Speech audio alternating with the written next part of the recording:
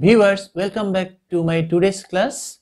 As a human being, আমাদের দৈনন্দিন জীবনে অনেক কিছু করতে ইচ্ছে করে আবার অনেক কিছু করতে ইচ্ছে করে না। আজকে প্রচন্ড শীত পড়েছে, আমার এই মুহূর্তে ইচ্ছে করছে এক কাপ চা খেতে। তোমরা যারা শিক্ষার্থী রয়েছে, বিভিন্ন স্কুল কলেজে পড়াশোনা করো, করোনার কারণে শিক্ষা প্রতিষ্ঠান দীর্ঘদিন ধরে বন্ধ থাকায় তোমাদের অনেকের ইচ্ছে করছে প্রিয় শিক্ষা প্রতিষ্ঠানগুলোতে যেতে। এভাবে আমাদের দৈনন্দিন জীবনে আমাদের অনেক কিছু করতে ইচ্ছে করে আবার অনেক কিছু করতে ইচ্ছে করে না। আজকের এই ভিডিওতে আমরা শিখব কিভাবে একটি স্ট্রাকচার ব্যবহার করে আমাদের দৈনন্দিন জীবনের এই ইচ্ছাগুলোকে ইংরেজিতে প্রকাশ করতে পারি। সো ভিউয়ার্স, আমরা দেখে নিই কিভাবে আমরা আমাদের ইচ্ছেগুলোকে প্রকাশ করব ইংরেজির এই স্ট্রাকচারের মাধ্যমে। ফিল লাইক এর বাংলা অর্থ হচ্ছে ইচ্ছে করছে। তো এই ইচ্ছেগুলোকে আমরা একটি স্ট্রাকচারের মাধ্যমে প্রকাশ করার চেষ্টা করব। তাহলে চলো দেখে নিই স্ট্রাকচারটি।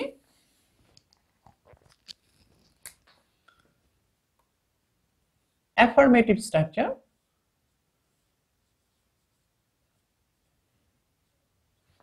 প্রথমে একটি সাবজেক্ট থাকবে, সাবজেক্টের পরে আমরা এখানে ফিল লাইক ব্যবহার করব।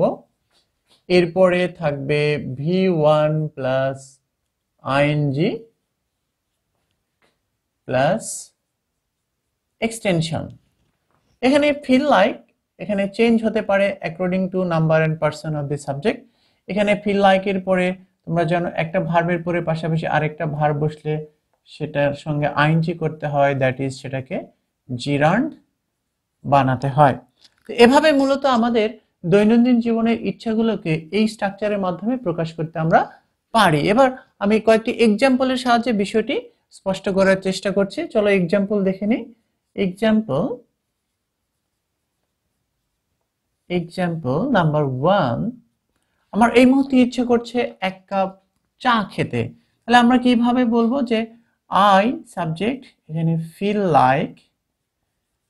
লাইক এখানে খাওয়ার ইংরেজি হ্যাভ বা পান করা, হ্যাভিং এ কাপ অফ টি। আমার এক কাপ চা খেতে ইচ্ছে করছে। আবার আরেকটি এক্সাম্পল আমরা দেখে নিই। স্টুডেন্টস, এখন শিক্ষার্থীর যেটা করতে ইচ্ছে করছে, স্টুডেন্টস ফিল লাইক, শিক্ষার্থীদের ইচ্ছে করছে going to schools or colleges.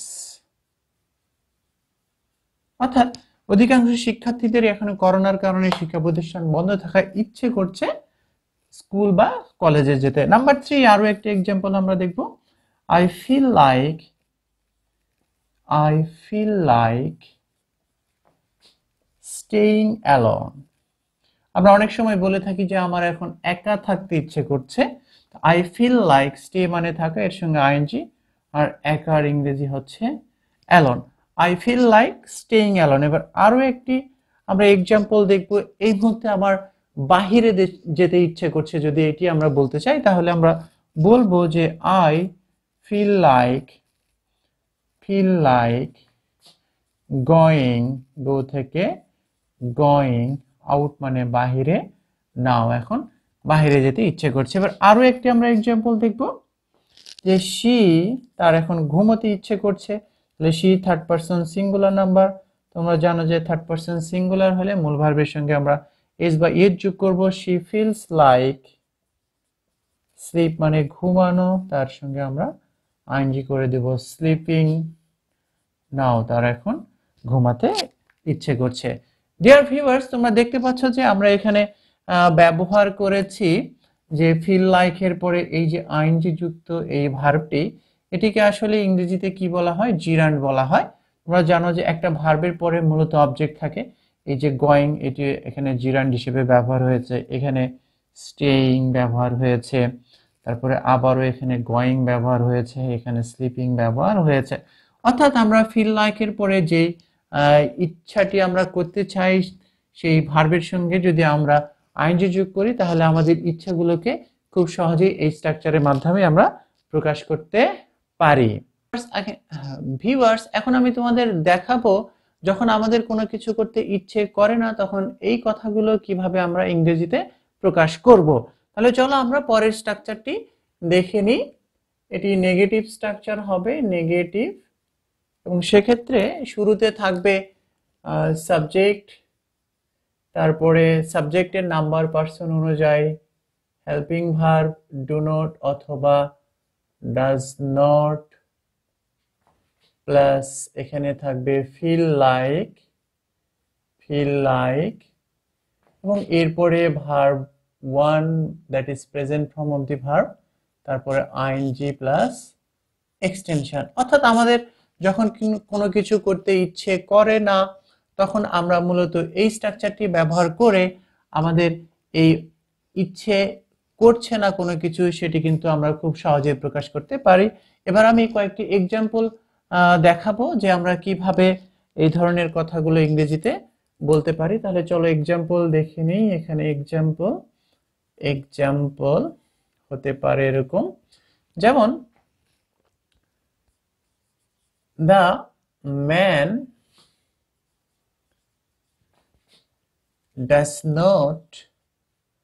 doesn't feel like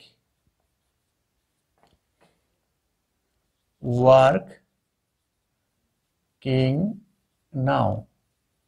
লোকটির এখন আর কাজ করতে ইচ্ছে করছে না, অর্থাৎ লোকটি অনেকক্ষণ ধরে হয়তো কাজ করছে, এখন সে ক্লান্ত, তাই আর কাজ করতে ইচ্ছে করছে না। তাহলে এইভাবে আমরা লিখব। এবার আমি আরো একটি এক্সাম্পল দেখাবো। Mahmud does not feel like sleeping. Sleep থেকে স্লিপিং, অর্থাৎ মাহমুদের ঘুমাতে ইচ্ছে করছে না। তারপরে আমরা আরো একটি এক্সাম্পল দেখব। এর সঙ্গে তোমরা জানো যে ডু নট ব্যবহার করতে হয়, because I first person singular. I don't feel like watching TV now. আমার এখন টিভি দেখতেও ইচ্ছে করছে না। এবার আরো একটি আমরা এক্সাম্পল দেখব। Number 4, she doesn't like going out. তার এখন বাইরে যেতে ইচ্ছে করছে না। Number 5, he doesn't feel like playing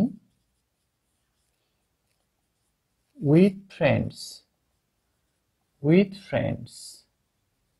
অর্থাৎ তার এখন বন্ধুদের সঙ্গে খেলতে ইচ্ছে করছে না। তোমরা একটু খেয়াল করলে দেখতে পাবে এই যে ডাজ নট ফিল, অর্থাৎ ফিল লাইক এর নেগেটিভ ফর্ম হচ্ছে ডাজ নট ফিল লাইক, এবং এরপরে যেটি ব্যবহার করা হয়েছে ওয়ার্কিং, এটা হলো ইংরেজিতে বলা হয় জিরান্ড।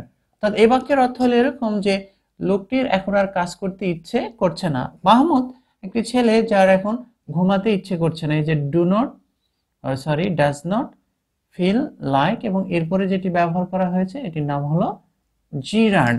এরপরে দেখো যে I don't feel like watching TV now. আমার এখন টিভি দেখতে ইচ্ছে করছে না।